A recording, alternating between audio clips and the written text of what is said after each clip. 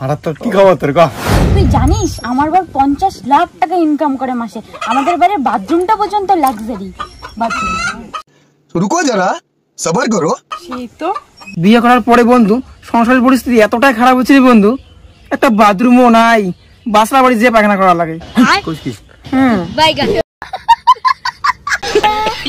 আরে আমার বড় 1 কোটি টাকা ইনকাম করে রে, পুরো বাড়ি এসি, পুরো বাড়ি যে হাওয়া, একটু গরম লাগে না জানিস?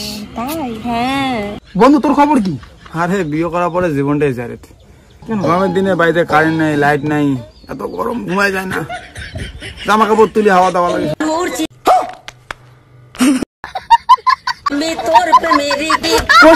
হ্যাঁ রে, এই কাপড় তুলিয়া হেইছে হাওয়া।